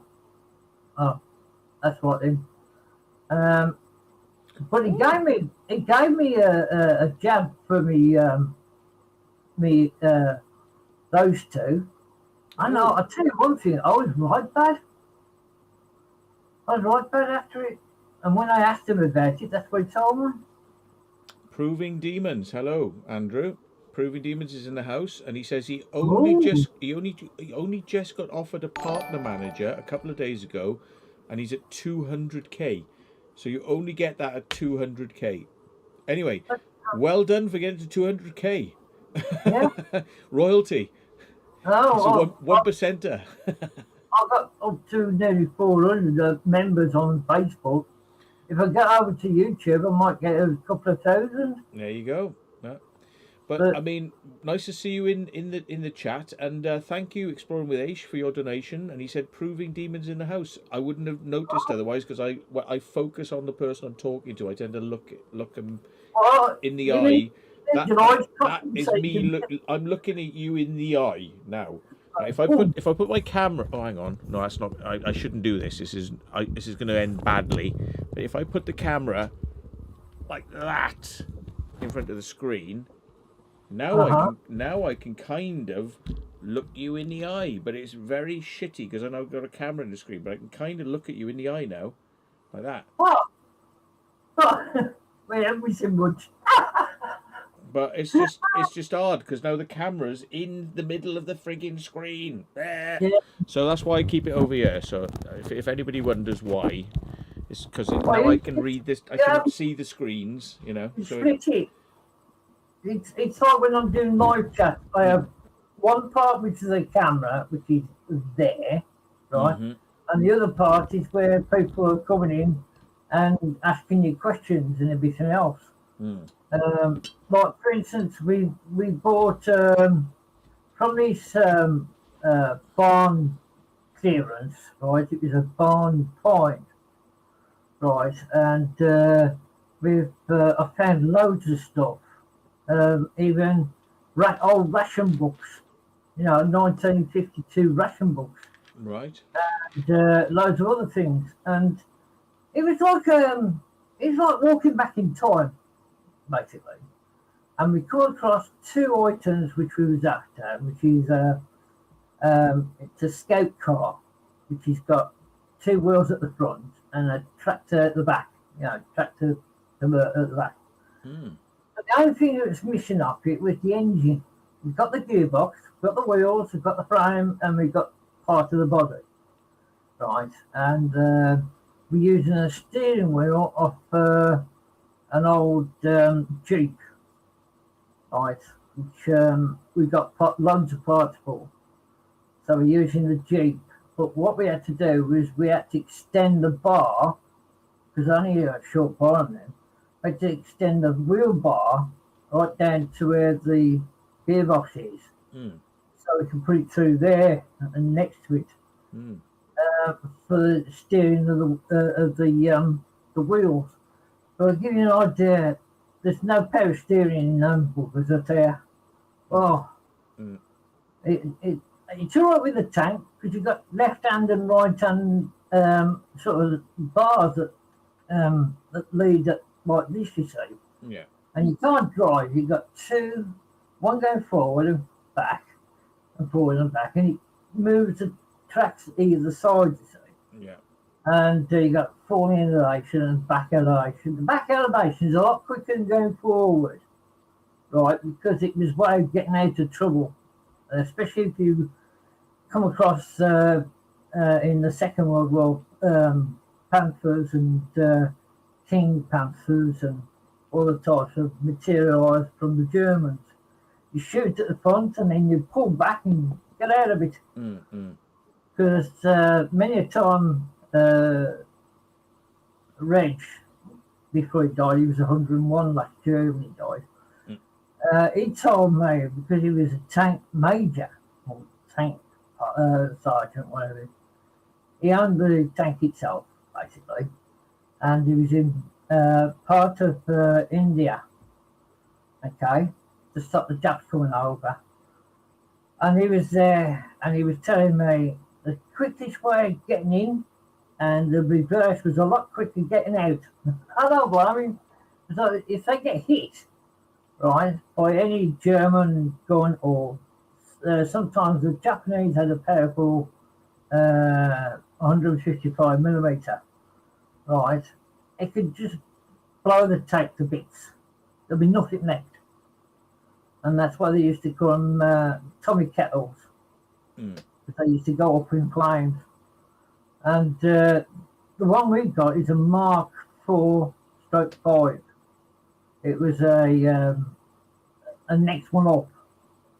The first ones that went into battle was the Mark 1s and Mark 2s, which were used during the times of D-Day landings. And even then they failed because they dropped them out too far away from the banks, right, or the sandbanks and everything. They dropped them out too quick and that they sank. Yeah. So, yeah. I do a lot of urban urbex over in France, right, to know the lay of the land, so we can start digging, because we do we're metal detectors in some cases. We haven't been over there this year or last year because of the pandemic. But hopefully, when it gets all done and dusted, we're going to have a look for unusual German bunkers that haven't been found. We're looking for them. Well, indeed. I mean, I was going to say I'm gonna get off in a bit, because we've been on for a little while, and we're sort of like initially going to chat about the aircraft stuff, and it's been interesting what you've been having to chat about. But I just wanted to ask you, do you have some of your stuff to do with the tanks? Do you film it? Do you edit it and put it on your channel? And where would people find that if they wanted to find it? Well, usually it's on YouTube. A friend of mine does it. Right, it's mostly finding parts of the tanks and that, and he's British, but he lives over in let me say, it was used to be called Yugoslavia, but it's now Serbia. Yeah, right. Right, and he lives there, right, with his new wife, and he's got a child. But he goes out with a few other blokes around the area that he knows are ex-military, and they look for vehicles that have been dumped or been sunk in different places, and he gets them to dig them out, basically. And he's on there. It's a bit funny because basically he speaks the lingo, and he's not like he can speak British. I mean, he's a perfect Brit, but he's got the proper language for them, and he understands them fairly quickly, And you'll have to send me the link. But what's he called? I mean, do you appear in some of his videos, and can people see you like driving around in these tanks and things that you're on about? It's Urbex Finder, WW2 Urbex Finder. Urbex Finder WW2. Yeah.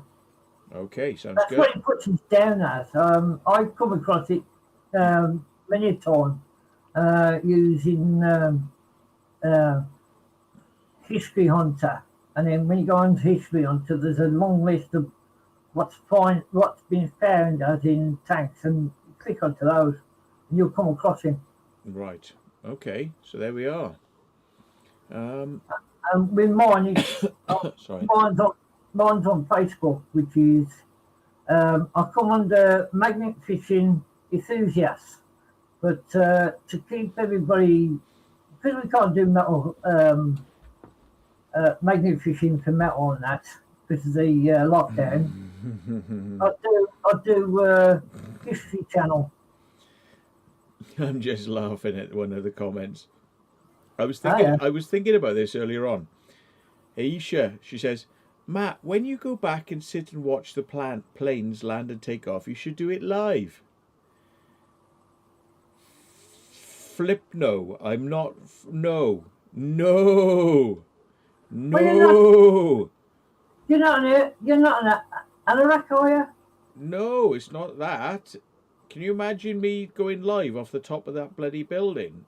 And what? I know what you mean. I mean, you'd have about 10 arseholes that don't like me ringing the police. You'd have about 30 police cars hurtling towards that bloody location. You'd have don't security. Forget the helicopter. Nah. Police helicopter is based there, so that'll be flying around, yeah. But I have thought of a way around it. Oh. So what I'm going to say is, I'm not going to say no, but seriously, do I literally want to call in a SWAT team onto my location where I am? No, I don't. I don't think so. No, not really. No. No, they got enough problems as they are. Yeah. I mean, but I have thought a way around it though, and it can be. There's something like it can be done, but with caveat, and I won't say what. And when I do it, you will know there is another way of doing it, Matt. Mm. It's use your plane and have a fixed camera on one of your wings. Yeah, but it's Heathrow Airport, and they don't tend to, let people in there. They might do now at this point. Yeah. You probably could use one of the inactive runways because it's not very active right now. It's about the only time you'll ever get a chance to fly into Heathrow Airport using a small aircraft because they were like, yeah, but isn't there a part runway, a small part runway they use for landing, transporting parcels and that down one part of their air runway, and also small planes can use it as well, I noticed. well, I'm not sure. Yeah. There's one like that at Birmingham Airport. There's a small runway where small planes can take off and land there, right? It's not far from Coventry side of it as well. There's one there, right? Because when I used to do with my friend, he was in his wheelchair. We used to go to airplanes because he was an airplane buff, right? And I used to take him, but he's not around nowadays. He passed away, unfortunately. But It's a bit inconsiderate. We used to go to different airways and stuff. No, what happened was it was a microlight aircraft disaster he had. Oh shit! That broke his spine, and he ended up in a wheelchair. Mm. And then afterwards, I mean, not last year, the year before, in 2019, he had pneumonia and died. Sorry to hear that. Mm. Yeah. And he was only 53. Dear. Right, and it's a shame, because microlights overall are very reliable and very, they reckon that there's less accidents with people flying microlights than there are people who fly general aviation aircraft, which is. I think what it was he was flying somewhere, and there was a group of birds came up at him and took him out. So I was told.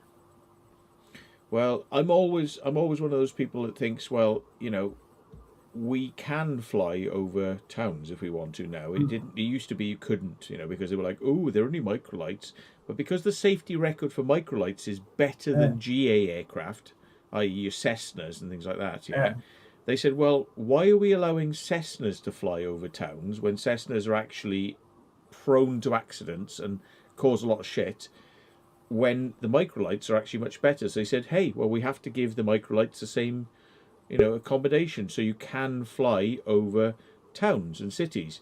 Oh, yeah, but I would never do it because the thought of flying over a town or a city, if your engine fails, is like, what the frig are you trying to do? It's just a stupid thing to do. I'd never do it. And one of the things you're always taught is, no matter where you're flying, always have your eyes looking for fields. Fields. So when you fly over mountains and terrain, you're kind of like shitting yourself because like there's nowhere I can put this aircraft down, So it's like when you're over water, it's like nowhere I can come down into the water. That's it, And so you don't fly anywhere that's gonna put you in a damaging situation. Or if you fly so high that you can glide clear of it, And we have all sorts of planes coming over our end because I'm not far from our Cosford where I live. Right. But I mean, you talked earlier about carb icing, and I was flying round an airfield one day, and the carb icing started, and there was no way I was going to get into that airfield. It was like, nope, and I called Mayday, and I literally turned right around. I stopped flying down the downwind and the long leg, and I just went, right, I'm turning and going straight in now. And I said, Mayday, engine problems, I'm coming in. And it's like, and by the time I got down, the icing had gone. But the thing is, you've got very little time to react in these things. Exactly. You've only got less than a couple of minutes before you can react. Yeah. So, I mean, it's sad when you hear that people have had accidents, where it's resulted in, such a terrible sort of like, disability and things like that. But I have seen so many people like doing crazy things and flying low level because it's fun, because you're really close to the houses and really close to the land, and it's like, well, yeah, but what happens if it goes wrong? You're so close to the ground, like bang, your engine goes. Yeah. 10, 9, 8, 7, 6, 5, 4, 3, 10. We're bang, we're into a house. It's like, Yeah. I'd rather have 2 minutes of, where's the best place to land. Yeah. Even if it's into a park or something, where you're going to be okay. But so Another thing I'm interested about, people thrill seek, and it's like, um, There's another thing I meant to ask you. A couple of years ago, there was a scare on one there about the air fuel. air Where, fuel. yeah, the air fuel had a mixture of water in it, and it was scaring the life out of everybody. Because Well, we had to use air fuel tank at one time because it was part of a Merlin engine, right? And we had to use air fuel for the starters, and it got a bit too expensive. Then we had to take it out and put another engine in, which we managed to get from the USA. But this area engine was called an aerial engine, and it used to run on we called it air fuel. And even BA came over on was it 2015, if I remember right. 2015, they said they had water in the fuel. And it was on 2015, and it was on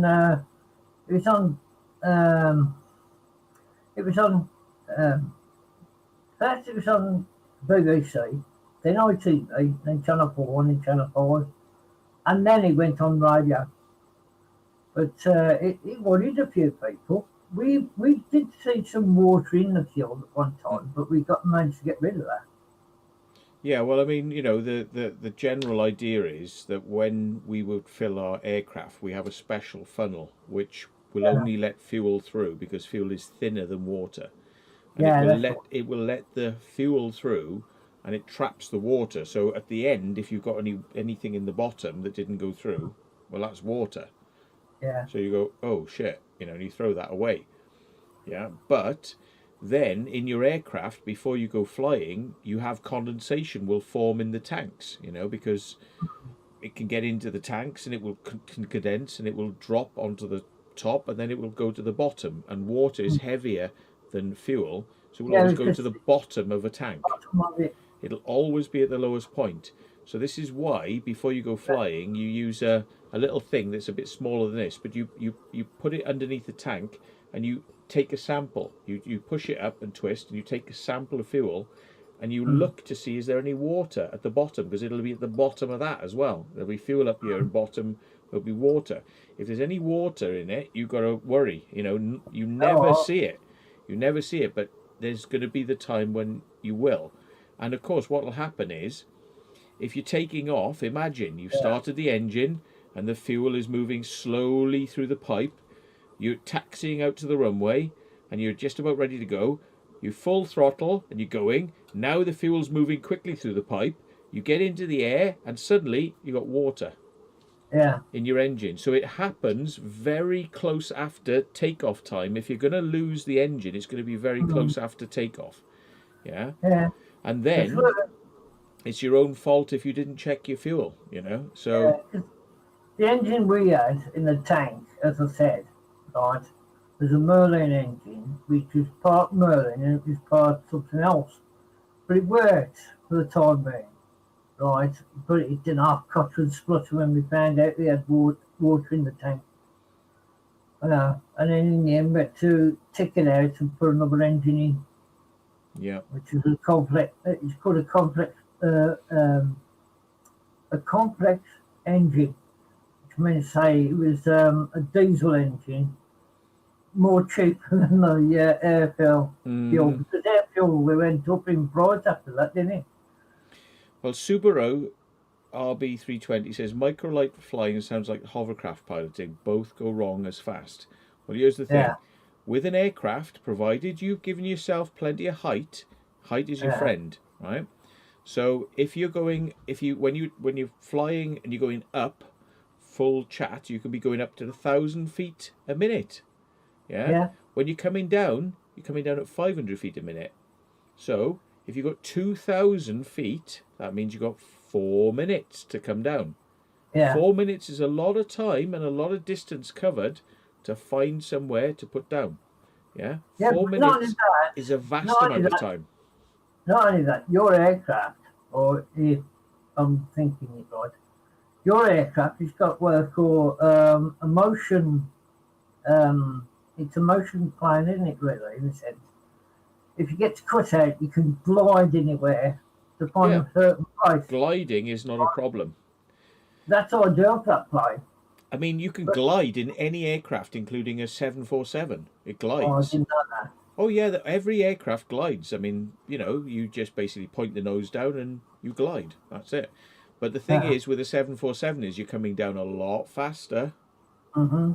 Yeah, so you're covering a hell of a lot of ground. And when you come into land, you're touching down about 100 miles an hour, flaring at about 100. So when you come down, boom, boom, boom, boom, boom, boom, boom, boom, boom, you're going to do a lot of flipping and smashing and, yeah.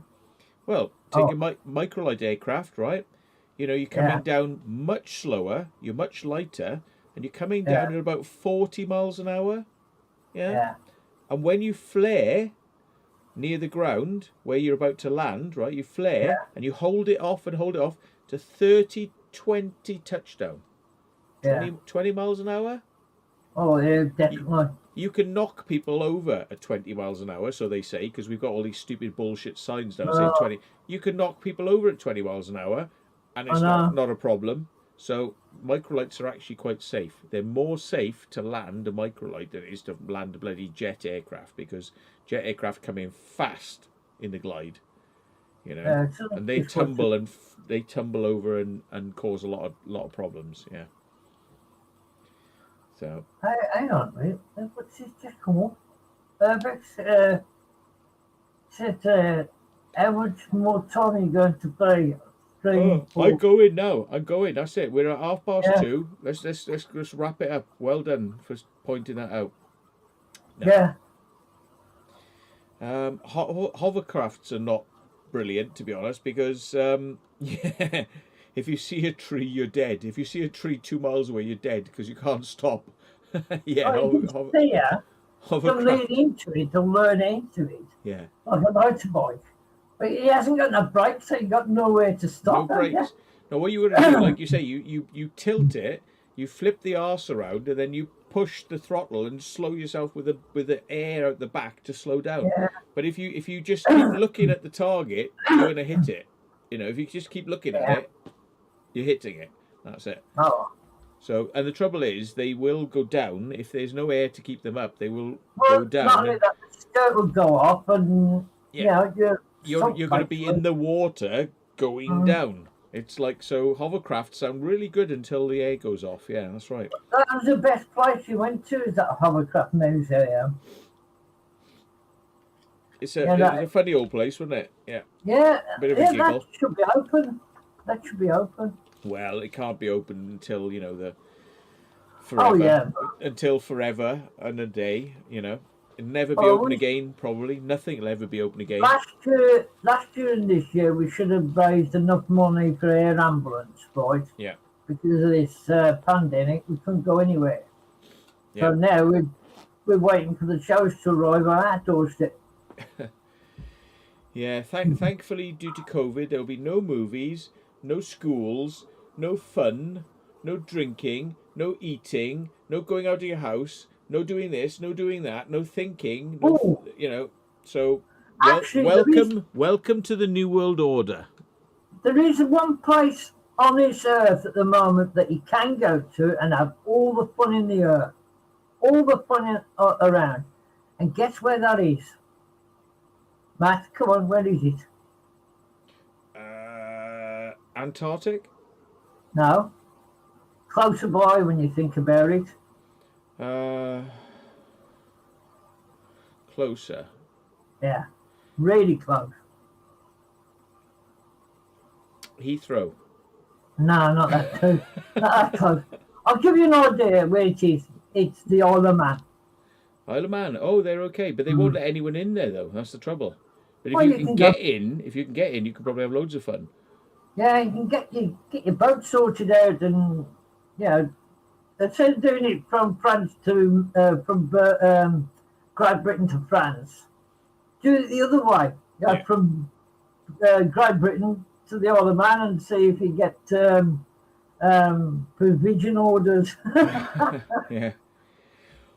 Well, on that notice, I shall have a chat with Donna, who lives in the Isle of Man, one of the moderators, and I will say, there she is, she's still in here, and I'll say, right, are we coming over there then for a party or what?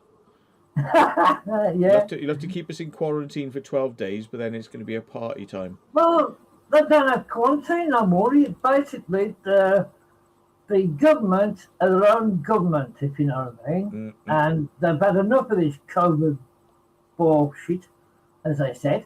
And basically, it's open to everybody. And they've got the pubs open, the bars open, and everywhere else is open. Yeah. So if you want to flee from Great Britain, do so, but aim for the Isle of Man. Yeah. You know, and it doesn't matter how many vaccinations you have, they're still locking you down because you're still a risk. So therefore, you can have all your vaccinations, but you're still not going out. Yeah. Pathetic. So there you go. So on that note, on that glorious note, which doesn't affect me because I've got my excuse card sorted. So yeah. On that note, we shall say thank you, Keith, for coming in and giving us your knowledge on tanks. And well, you're welcome. If you want anything to get in touch with me, I'm always following you, and you do decent videos as well. Well, thank you very much. I'm glad somebody appreciates us. Well, dude, I mean, I came across you by accident, actually. I was looking for something else. Well, yeah. Right, and you came up, and I thought, hey, this is interesting. Urban Explorer, a Cold War bunker. That's up my street, that is. Yeah. I watched that out and been watching ever since. Thank you very much. Well, we try to get as much detail in there as we can, so it can be useful to somebody that's researching this stuff and useful for the future. If anybody's out there, I'm interested in a lot of jelly babies and a pack of the cigarettes, please. Jelly babies and a packet of cigarettes. There we are. Yeah, that's it. Just tell them that you've had a jelly baby and packet of cigarettes malfunction, and you can't come on. Yeah. You can't come on until you have your jelly babies and a packet of cigarettes. I've got none left. You got none left. I can't do any more live streams until I have some jelly babies. I need some jelly babies and a packet of cigarettes. Like and I think they'll airlift them in. You'll just have like a secret consignment will be put through your door in the morning. I could drop it on the roof of the tank. Yeah. Well, look, I'd love to say thank you to everyone in the channel for taking part. I know that some people wanted to come on, but I was more interested in getting some faces we don't normally have on, and see this Keith was here. I wanted to sort of like focus on Keith a little bit rather than sort of like I'd love to cycle around some new faces, like remember now, if you see me coming live, new faces, we want some new faces, and to like let everybody know what you're into and what your interests are. Okay. That's after a new girlfriend, by the way, please dog. Or new boyfriend, please dog. Well, you want me to get a new dog? Yeah, you need a new dog, don't you? Angel's too much for you. You need a male dog now. Just calm her down. Well, no, Angel's fine, but I can't take her in these buildings, because I wouldn't want to risk any dog's paws on that horrible shit. No. I ended up cutting my head open going through a doorway, not ducking down far enough, and just like just gash my head. You need to have that, mate. I'll send you one of me World War II helmets you can have. Oh, it's not the helmet thing. It's like I'm rushing around this building trying to avoid security, and there's so much adrenaline, I'm so excited that I'm pumping out loads of heat. So the last thing I want on my head is anything that's going to like warm me up, because I'm just like burning. I'm burning like a bloody coal, So yeah, it's one of those. Never mind, Yeah. But thank you very much for coming on. it's You're been welcome. very interesting, and thanks very much everybody for coming in, and thanks for all the donations, and thanks for the mods looking after the channel. Thank you very much. And Donna, we shall chat about coming over your neck of the woods, because apparently it's the only place in town where you can get a bloody pint. So A decent point as well at that. pint, yeah. So I'm going to look into this. We shall see. I'll tell you one thing, Matthew, before you go off, like, you can have a drink of that beer they got over there. It's called the Dog's Bollocks. What, in the Isle of Man? Yeah, the Isle of Man, they do special ales. Okay. Right, and the special ale that got over there at the moment, as my mate was telling me, Peter, right, he said he had a lovely drink of Dog's Bollocks. Dog's Bollocks, not Dog's Stream or Dog's... No, Dog's Bollocks, and he had a lovely pint of speckled hen. Wow, there you go. Yeah. Sounds like a proper bloody zoological experience. We'll have to try it sometime. Yeah. Try some of the lagers and beers there. You'll be okay. Good stuff. So, yeah. Well, I tell you what, right? I've been politely crossing my legs for a bit, so I'm going to head off now because I need really badly to explore. I've got the heating on because it's bloody cold in here. I'm going to get my night vision camera on and all the equipment out because I need to explore a thing called the toilet. So, yeah. Okay. All right then, Matt. See you again, Thank you mate. very much for coming on. Bye all. Thanks everyone in the chat. We'll catch you all soon. All the best. Bye now. Cheers now. Bye-bye. Bye-bye. Right, that's it. I'm off. Goodbye. There we are. Look, this is what is left behind when I go. So we go now. Look. Go now. Go now. Go now.